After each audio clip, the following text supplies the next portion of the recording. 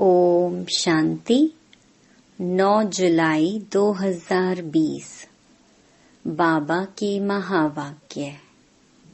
मीठे बच्चे, जब समय मिले तो एकांत में बैठ विचार सागर मंथन करो। जो पॉइंट्स सुनते हो उसको रिवाइज करो। प्रश्न: तुम्हारी याद की यात्रा पूरी कब होगी?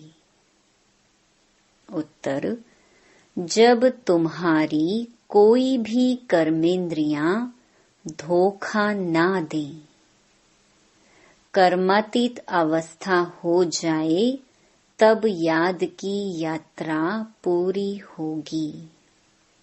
अभी तुमको पूरा पुरुषार्थ करना है, ना उम्मीद नहीं बनना है, सर्विस पर तत्पर रहना है। ओम शांति। मीठे मीठे बच्चे, आत्म अभिमानी होकर बैठे हो। बच्चे समझते हैं आधा कल्प हम देह अभिमानी रहे हैं, अब देही अभिमानी हो रहने के लिए मेहनत करनी पड़ती है। बाप आकर समझाते हैं, अपने को आत्मा समझकर बैठो, तब ही बाप याद आएगा, नहीं तो भूल जाएंगे। याद नहीं करेंगे तो यात्रा कैसे कर सकेंगे, पाप कैसे कटेंगे, घाटा पड़ जाएगा। यह तो घड़ी घड़ी याद करो, यह है मुख्य बात। बाकी तो बाप अनेक प्रकार की युक्तियां बतलाते हैं, रॉन्ग क्या है, राइट क्या है, वह भी समझाया है। बाप तो ज्ञान का सागर है, भक्ति को भी जानते हैं। बच्चों को भक्ति में क्या क्या करना पड़ता है समझाते हैं। यह यज्ञ तप आदि करना, यह सब है भक्ति मार्ग। भल बाप की महिमा करते हैं, परंतु उल्टी। वास्तव में कृष्ण की महिमा भी पूरी नहीं जानते। हर एक बात को समझना चाहिए ना। जैसे कृष्ण को वैकुंठ नाथ कहा जाता है। अच्छा, बाबा पूछते हैं, कृष्ण को त्रिलोकी नाथ कहा जा सकता है? गाया जाता है ना, त्रिलोकी नाथ। अब त्रिलोकी के नाथ अर्थात 3 लोक, मूल वतन, सूक्ष्म वतन, स्थूल वतन। तुम बच्चों को समझाया जाता है, तुम ब्रह्मांड के भी मालिक हो। कृष्ण ऐसे समझते होंगे कि हम ब्रह्मांड के मालिक हैं? नहीं, वह तो वैकुंठ में थे। वैकुंठ कहा जाता है स्वर्ग, नई दुनिया को। तो वास्तव में त्रिलोकीनाथ कोई भी है नहीं। बाप राइट बात समझाते हैं। तीनों लोक तो हैं, ब्रह्मांड का मालिक शिव बाबा भी है, तुम भी हो। सूक्ष्म वतन की तो बात ही नहीं। स्थूल वतन में भी वह मालिक नहीं है, ना स्वर्ग का ना नरक का मालिक है। कृष्ण है स्वर्ग का मालिक, नरक का मालिक है रावण। इनको रावण राज्य, आसुरी राज्य कहा जाता है। मनुष्य कहते भी हैं, परंतु समझते नहीं हैं। तुम बच्चों को बाप बैठ समझाते हैं। रावण को 10 शीश देते हैं, 5 विकार स्त्री के, 5 विकार पुरुष के। अब 5 विकार तो सबके लिए हैं, सब हैं ही रावण राज्य में। अभी तुम श्रेष्ठाचारी बन रहे हो। बाप आकर श्रेष्ठाचारी दुनिया बनाते हैं, एकांत में बैठने से ऐसे ऐसे विचार सागर मंथन चलेगा। उस पढ़ाई के लिए भी स्टूडेंट एकांत में किताब ले जाकर पढ़ते हैं। तुमको किताब तो पढ़ने की दरकार नहीं। हाँ, तुम पॉइंट्स नोट करते हो, इसको फिर रिवाइज करना चाहिए। यह बड़ी गुहिया बातें हैं समझने की। बाप कहते हैं ना, आज तुमको गुहियते गुहिया नई नई पॉइंट्स समझाता हूँ। पारसपुरी के मालिक तो लक्ष्मी नारायण हैं। ऐसे भी नहीं कहेंगे कि विष्णु हैं। विष्णु को भी समझते नहीं हैं कि यही लक्ष्मी नारायण हैं। अभी तुम शॉर्ट में एम ऑब्जेक्ट समझाते हो। ब्रह्मा सरस्वती कोई आपस में मेल फीमेल नहीं है। यह तो प्रजापिता ब्रह्मा है ना। प्रजापिता ब्रह्मा को ग्रेट ग्रेट ग्रैंडफादर कह सकते हैं। शिव बाबा को सिर्फ बाबा ही कहेंगे, बाकी सब हैं ब्रदर्स। इतने सब ब्रह्मा के बच्चे हैं। सबको मालूम है हम भगवान के बच्चे ब्रदर्स हो गए, परंतु वह है निराकारी दुनिया में। अभी तुम ब्राह्मण बने हो। दुनिया सतयुग को कहा जाता है, इनका नाम फिर पुरुषोत्तम संगम युग रखा है। सतयुग में होते ही हैं पुरुषोत्तम। यह बड़ी वंडरफुल बातें हैं। तुम नई दुनिया के लिए तैयार हो रहे हो। इस संगम युग पर ही तुम पुरुषोत्तम बनते हो। कहते भी हैं हम लक्ष्मी नारायण बनेंगे। यह हैं सबसे उत्तम पुरुष। उन्हों को फिर देवता कहा जाता है। उत्तम से उत्तम नंबर 1 है लक्ष्मी नारायण। फिर नंबरवार तुम बच्चे बनेंगे। सूर्यवंशी घराने को उत्तम कहेंगे। नंबर 1 तो है ना। आहिस्ते आहिस्ते कला कम होती है। अभी तुम बच्चे नई दुनिया का मुहूर्त करते हो। जैसे नया घर तैयार होता है तो बच्चे खुश होते हैं, मुहूर्त करते हैं। तुम बच्चे भी नई दुनिया को देख खुश होते हो, मुहूर्त करते हो। लिखा हुआ भी है, सोने के फूलों की वर्षा होती है। तुम बच्चों को कितना खुशी का पारा चढ़ना चाहिए। तुमको सुख और शांति दोनों मिलते हैं। दूसरा कोई नहीं जिनको इतना सुख और शांति मिले। दूसरे धर्म आते हैं तो द्वैत हो जाता है। तुम बच्चों को अपार खुशी है। हम पुरुषार्थ कर ऊंच पद पाएं। ऐसे नहीं कि जो तकदीर में होगा सो मिलेगा। पास होने होंगे तो होंगे। नहीं, हर बात में पुरुषार्थ जरूर करना है। पुरुषार्थ नहीं पहुंचता है तो कह देते जो नसीब में होगा। फिर पुरुषार्थ करना ही बंद हो जाता है। बाप कहते हैं तुम माताओं को कितना ऊंच बनाता हूँ। फीमेल का मान सब जगह है। विलायत में भी मान है। यहाँ बच्ची पैदा होती है तो उल्टा मंझा उल्टी चारपाई कर देते हैं।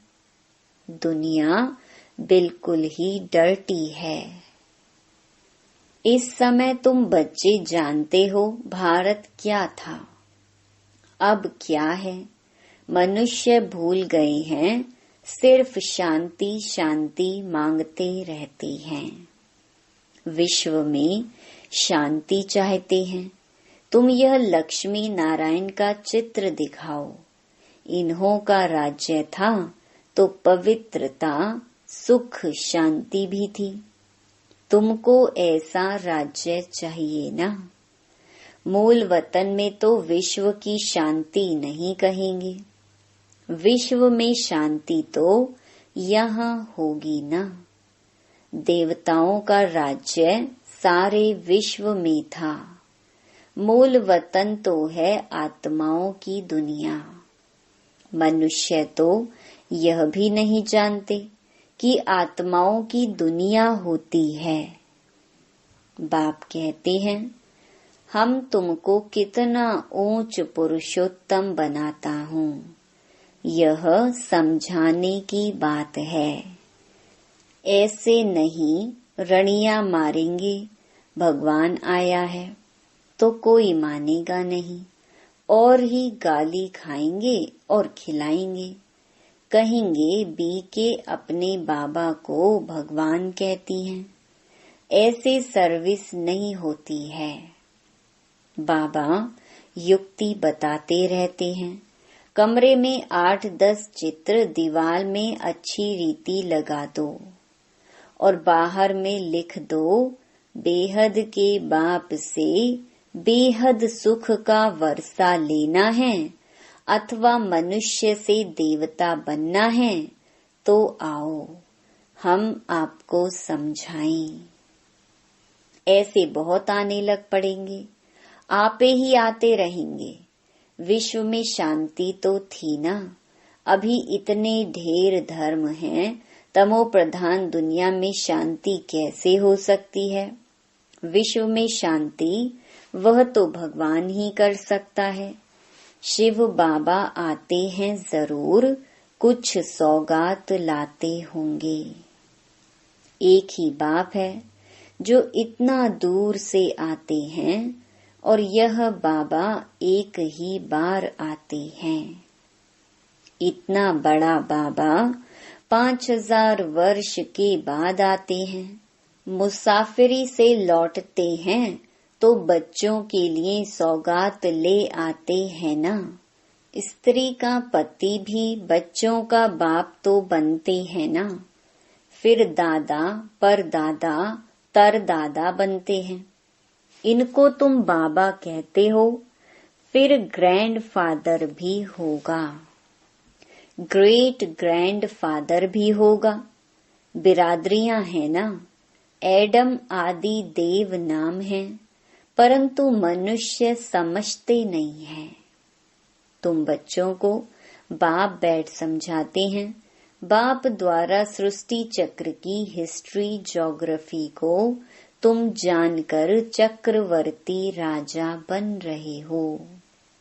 बाबा कितना प्यार और रुचि से पढ़ाते हैं, तो इतना पढ़ना चाहिए ना। सवेरे का टाइम तो सब फ्री होते हैं। सुबह का क्लास होता है। आधा पौना घंटा मुरली सुनकर फिर चले जाओ। याद तो कहाँ भी रहते कर सकते हो। इतवार का दिन तो छुट्टी है। सवेरे 2-3 घंटा बैठ जाओ। दिन की कमाई को मेकअप कर लो।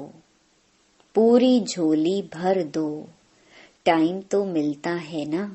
माया के तूफान आने से याद नहीं कर सकते हैं। बाबा बिल्कुल सहज समझाते हैं। भक्ति मार्ग में कितने सत्संगों में जाते हैं। कृष्ण के मंदिर में, फिर श्रीनाथ के मंदिर में, फिर और किसके मंदिर में जाएंगे। यात्रा में भी कितने व्यभिचारी बनते हैं। इतनी तकलीफ भी लेते फायदा कुछ भी नहीं। ड्रामा में यह भी नोंद है, फिर भी होगी। तुम्हारी आत्मा में पार्ट भरा हुआ है। सतयुग त्रेता में जो पार्ट कल्प पहले बजाया है वही बजाएंगे। मोटी बुद्धि यह भी नहीं समझते हैं। जो महीन बुद्धि हैं वही अच्छी रीति समझकर समझा सकते हैं। उन्हें अंदर भासना आती है कि यह अनादि नाटक बना हुआ है। दुनिया में कोई नहीं समझते यह बेहद का नाटक है। इनको समझने में भी टाइम लगता है। हर एक बात डिटेल में समझाकर फिर कहा जाता है मुख्य है याद की यात्रा। सेकंड में जीवन मुक्ति भी गाया हुआ है और फिर यह भी गायन है कि ज्ञान का सागर है। सारा सागर शाही बनाओ, जंगल को कलम बनाओ, धरती को कागज बनाओ, तो भी अंत नहीं आ सकती। शुरू से लेकर तुम कितना लिखते आए हो, ढेर कागज हो जाएं। तुमको कोई धक्का नहीं खाना है।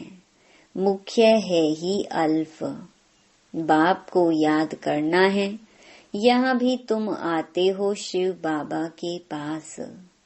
शिव बाबा इनमें प्रवेश कर तुमको कितना प्यार से पढ़ाते हैं। कोई भी बड़ाई नहीं है। बाप कहते हैं मैं आता हूँ पुराने शरीर में। कैसे साधारण रीति शिव बाबा आकर पढ़ाते हैं। कोई अहंकार नहीं। बाप कहते हैं तुम मुझे कहते ही हो बाबा, पतित दुनिया पतित शरीर में आओ, आकर हमको शिक्षा दो। सतयुग में नहीं बुलाते हो कि आकर हीरे जवाहरातों के महल में बैठो, भोजन आदि पाओ। शिव बाबा भोजन पाते ही नहीं। आगे बुलाते थे कि आकर भोजन खाओ। 36 प्रकार का भोजन खिलाते थे। यह फिर भी होगा। यह भी चरित्र ही कहें। कृष्ण के चरित्र क्या है? वह तो सतयुग का प्रिंस है। उनको पतित पावन नहीं कहा जाता। सतयुग में यह विश्व के मालिक कैसे बने हैं, यह भी अभी तुम जानते हो। मनुष्य तो बिल्कुल घोर अंधियारे में है। तुम अभी घोर रोशनी में हो। बाप आकर रात को दिन बना देते हैं। आधा कल्प तुम राज्य करते हो तो कितनी खुशी होनी चाहिए।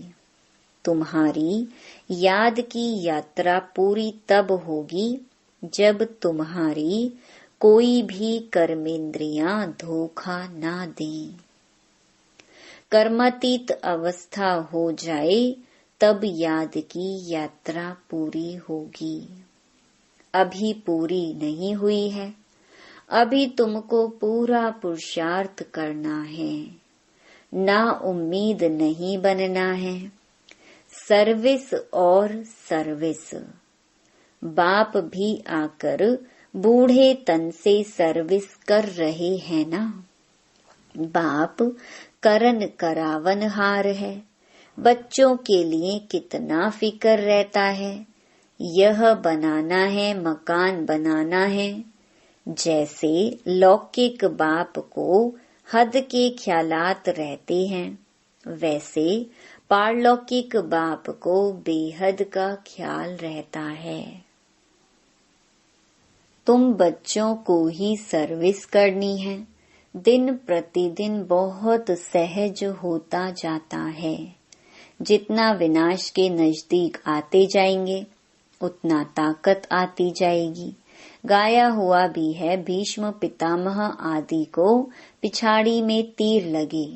अभी तीर लग जाए तो बहुत हंगामा हो जाए। इतनी भीड़ हो जाए जो बात मत पूछो। कहते हैं ना, माथा खुजलाने की फुर्सत नहीं। ऐसे कोई है नहीं। परंतु भीड़ हो जाती है तो फिर ऐसे कहा जाता है, जब इन्हों को तीर लग जाए तो फिर तुम्हारा प्रभाव निकलेगा। सब बच्चों को बाप का परिचय मिलना तो है। तुम 3 पैर पृथ्वी में भी यह अविनाशी हॉस्पिटल और गॉडली यूनिवर्सिटी खोल सकते हो।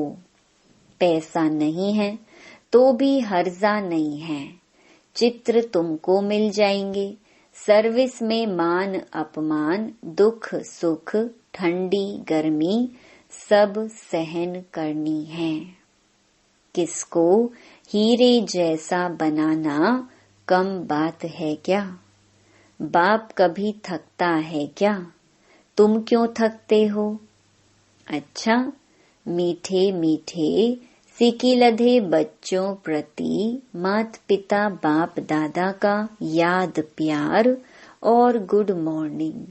रूहानी बाप की रूहानी बच्चों को नमस्ते। धारणा के लिए मुख्य सार। पहला, सवेरे के समय आधा पौना घंटा बहुत प्यार व रुचि से पढ़ाई पढ़नी है। बाप की याद में रहना है।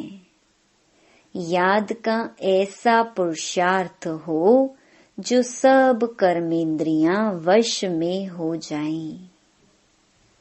दूसरा, सर्विस में दुख सुख, मान अपमान, गर्मी ठंडी सब कुछ सहन करना है। कभी भी सर्विस में थकना नहीं है।